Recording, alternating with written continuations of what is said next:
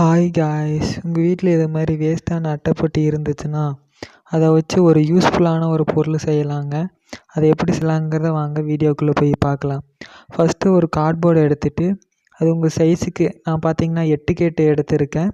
அதை எடுத்துகிட்டு அதை கரெக்டாக கட் பண்ணி எடுத்துக்கங்க. கட் பண்ணதுக்கப்புறம் உள் சைடு வர மாதிரி ஒரு மடித்து விட்டுங்க. அப்புறம் வெளி சைடு வர மாதிரி நல்லா மடித்து விட்டிங்கன்னா தான் ஃப்ளெக்சிபிளாக இருக்கும்.